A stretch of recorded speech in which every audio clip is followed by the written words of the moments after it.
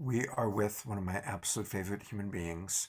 And one of the great blessings of my life with the whole Saturday Night Live and Awakening World has been getting to know you. So I'm so grateful for all the times you've been on the show and then the friendship that we've developed. And it's Easter weekend. And you and I have had private conversations about the transformation going on in our world, personal transformations. And I would love to hear what Easter and the resurrection of the Christ and our own inner Christ, what does that all mean to you?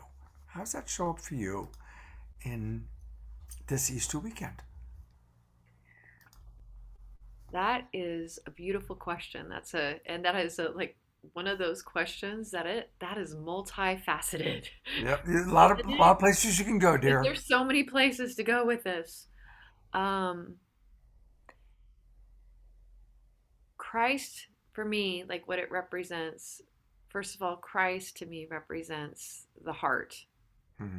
Um, it's really interesting because we see that image of the cross. And if you look at the image of the cross, it literally is like the human body. It's like the arms, are outstretched, and then here's the body, going down. And what I see when I see that cross and I see us as human beings, what I see is like this lightning bolt of consciousness going through the center of who we are, going into the earth. And I see the arms is our humanity, and how we are vulnerable, like wide open chest, right? That vulnerability, and also the ability to love. So it's to me the cross represents the masculine and the feminine coming together, into this holy union.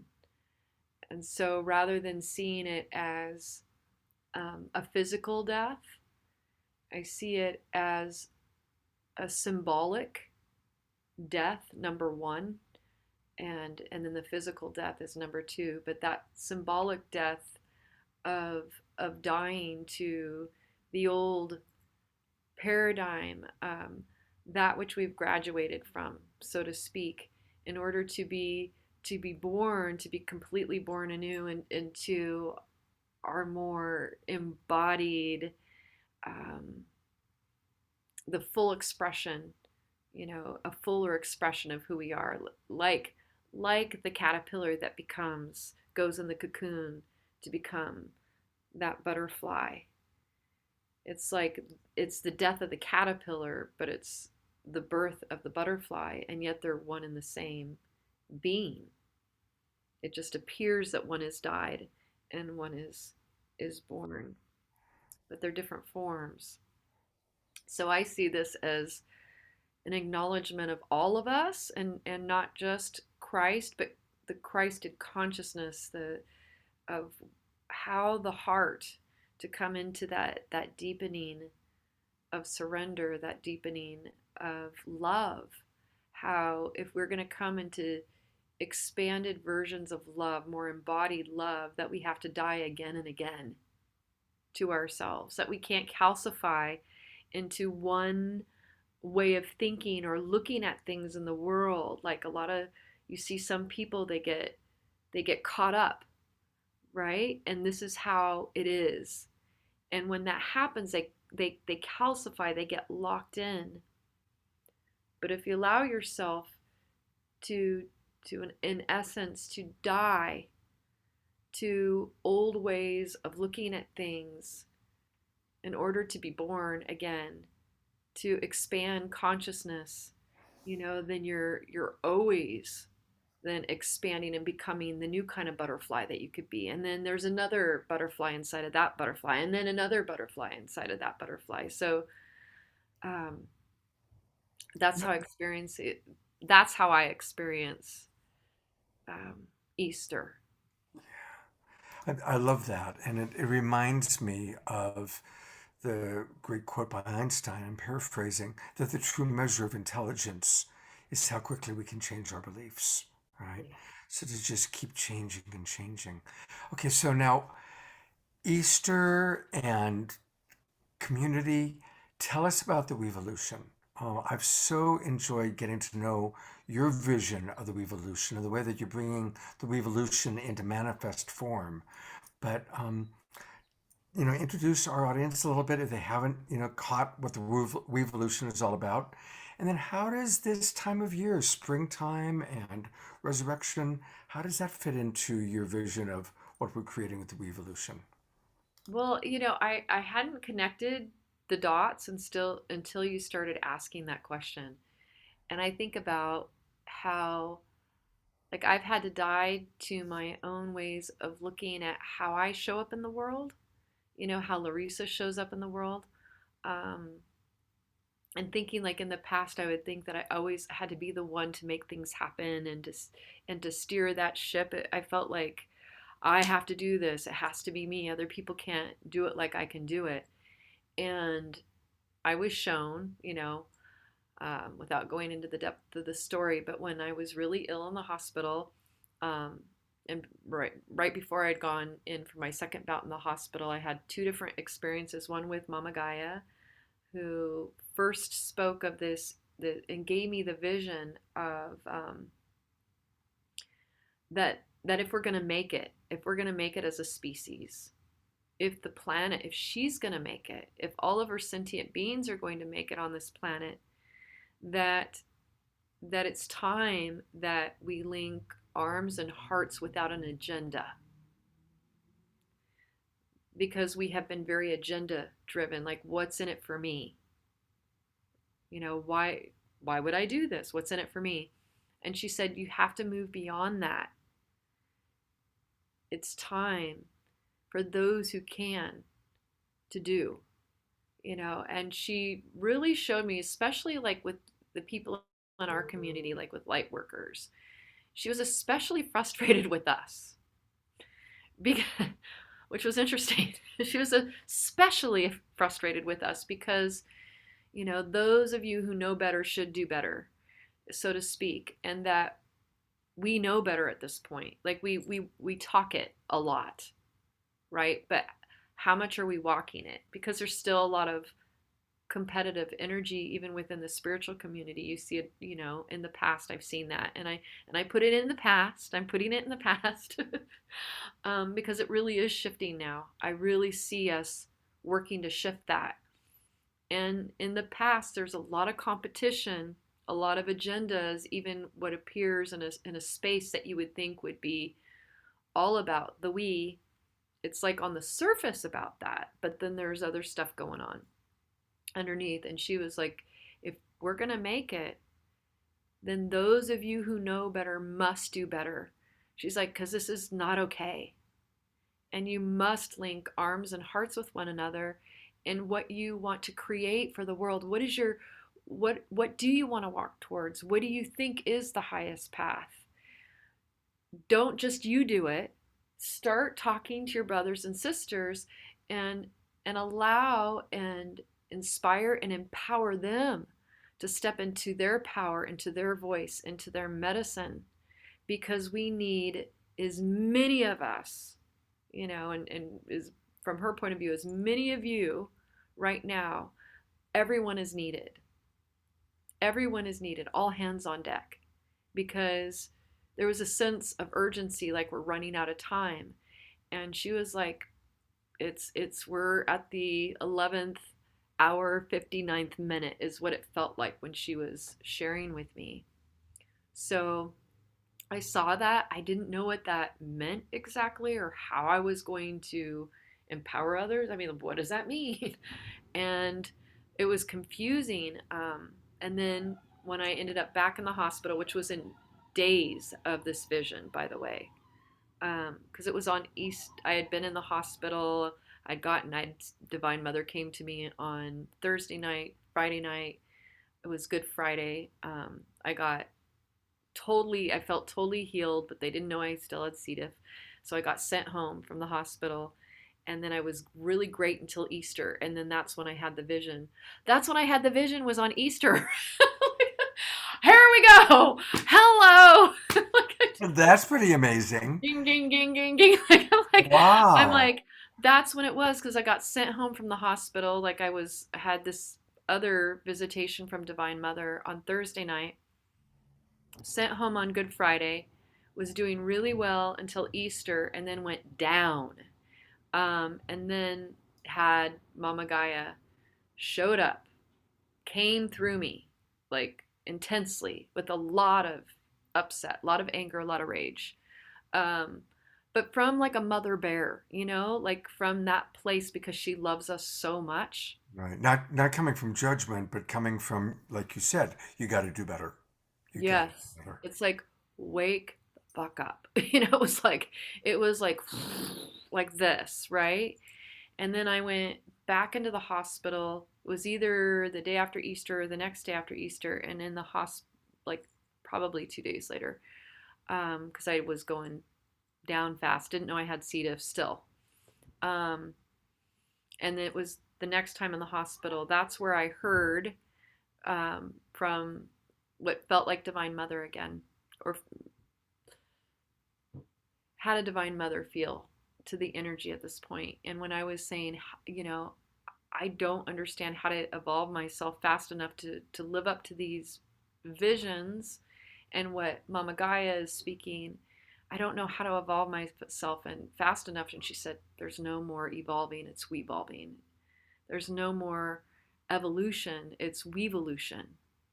And that's when it got like even deeper in there. And the vision of the weevolution is just that which I was speaking before, which is putting aside our personal agendas, coming together and creating from a we space and play, curiosity, like letting go of righteousness in favor of curiosity, complete um, authenticity. So, vulnerability, courageous vulnerability, like all these pieces were then shown about, which is very similar, to a lot of the wisdom, the wise, beautiful beings that have walked this earth have, in many different ways, said these messages, right? Um, and the Weevolution is specifically calling for, it's time for you all to do this in community, not just with your personal relationship with God, which is what we tend to do, but to see others as God, to see everyone as God, even those that we might even deem as evil, that we don't demonize anymore, that or dehumanize anyone, even if their actions are absolutely, horrific and terrifying, that instead we see every being as an aspect of God consciousness. And what is that? What is it sharing? What is it teaching? How do we become more open to receiving why? Why? Why is this happening? Right? So that's the Weevolution. And tying it into Easter, which is fascinating that it was on Easter with the Mama Gaia, is that we all have we within the me. All of us, we're not just like one personality. We are a chorus of villagers within, and they have different agendas. They have different needs. So we are the we within the me. And what within, there's aspects of ourselves that are just like in life that are ready to pass. Not that we want to kill them off. And that's a distinction. It's not about killing off the parts that we don't like or disowning parts that we don't like. It's absolutely opposite. Rather, it's gathering them all up and loving all of them, even the ones that seem like, oh, I don't know about that one. No, bring them in, bring them close, find out what they need, and in doing so, there is a death that begins to happen. Some of them die like the caterpillar dies to itself to become the butterfly.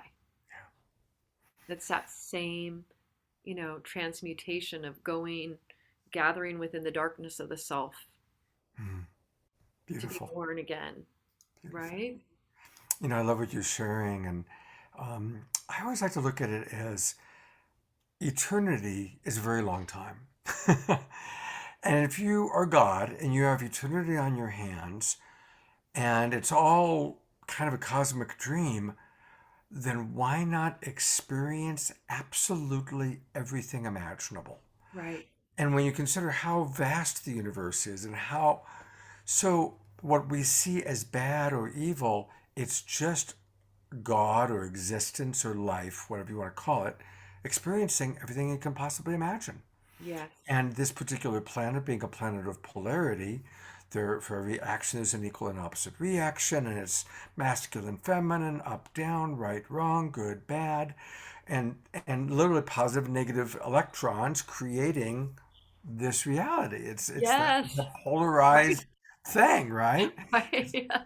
Right. So, That's okay, right. I want to remind everybody to, if they haven't already, and I know a lot of people who've watched have, to join your Shakti Love Warriors.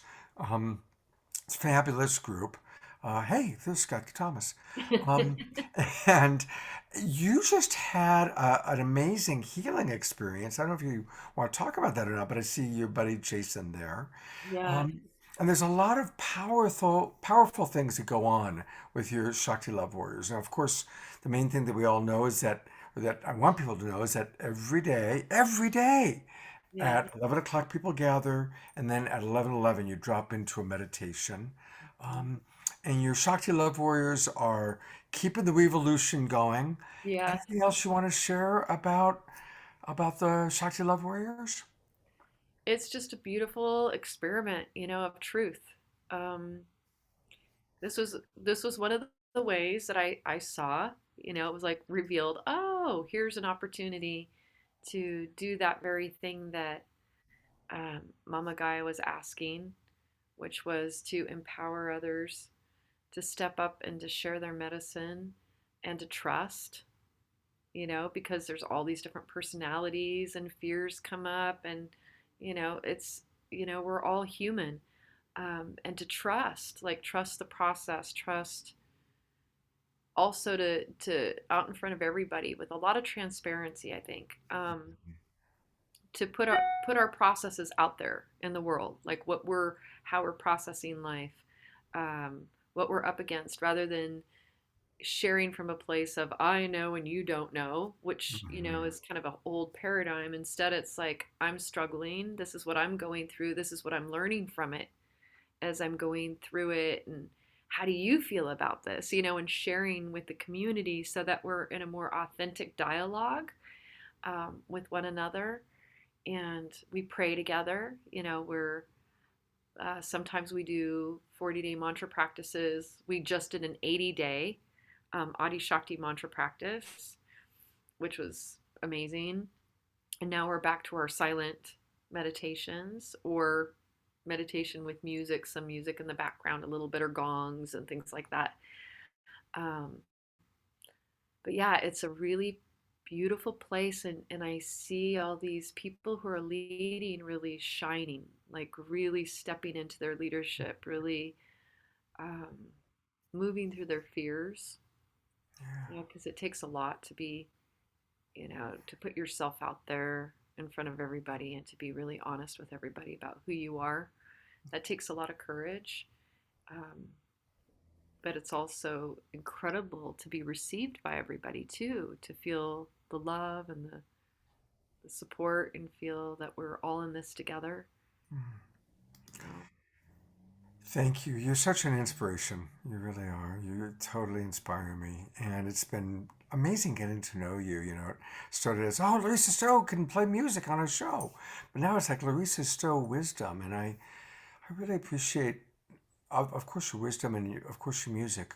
But most of all, Larisa, I really respect your dedication to evolution.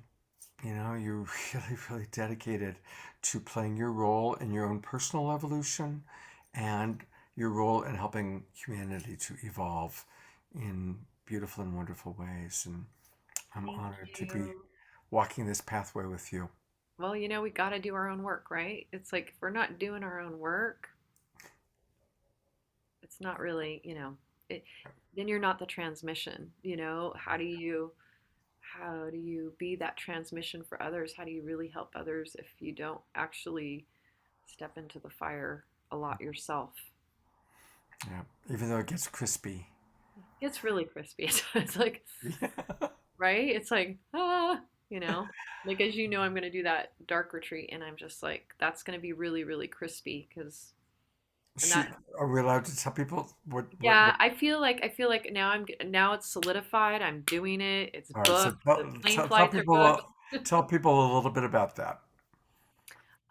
Well, because I've been going through, like I've had numerous health challenges in my life from the time I came in from a baby. I came in with health challenges as a baby, um, and I've got some going on right now with another challenge with possible breast cancer again. So I felt this really deep, deep call when I was on a writing retreat. I remembered how in my 20s I had heard of a dark retreat. And a dark retreat is where there's like no light. Like you can't even see your hands in front of your face. There's no shadow, nothing. Complete and utter darkness. And because there's no windows in this room, it's like a 300 square foot room or so. And it's built into the earth. So it's also very soundproof. So you don't really hear life outside either. You're all with yourself, mostly with your mind to begin with, and all the neurotic thoughts, that are gang, gang, gang, gang. And my intention in going in there was to face my fears, to face my own demons, like whatever demons are like, that I haven't quite dealt with at the depth that they want to be dealt with, that they want to be seen, so that I can heal at an even deeper level.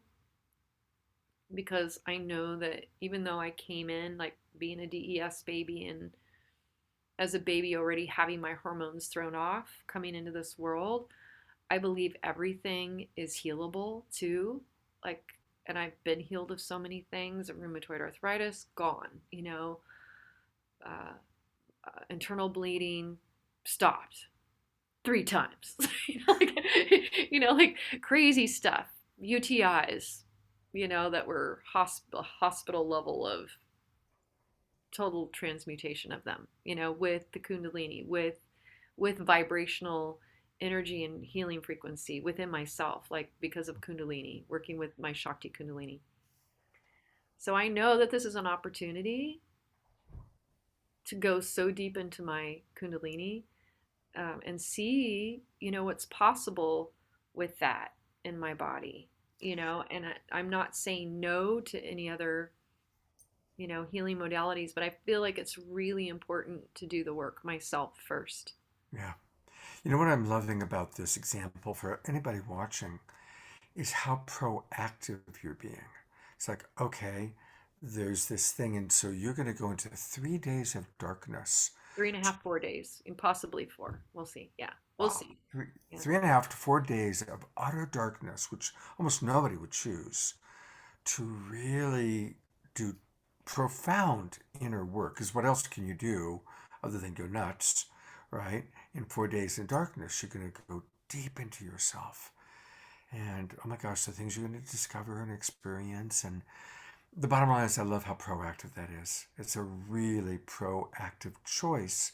Instead of just getting scared or just avoiding the confrontation, it's very proactive. It's powerful, very powerful. I feel like it's necessary, but I'm not gonna lie, it freaks me out. Like that's like, it's like, that's like the thought of being all by myself in utter darkness where I can't see a thing and Hmm. running into things and not knowing how to, you know, put toothpaste on my toothbrush, or, it's just like all these things you navigate. There's no phones, there's nothing.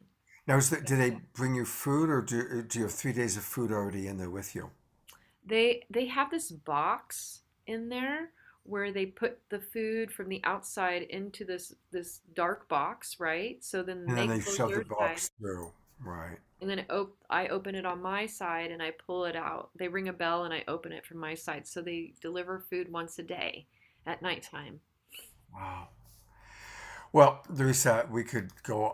I would love, you know how much I love talking with you. And we've got other guests I've got to get to. Yes, yes.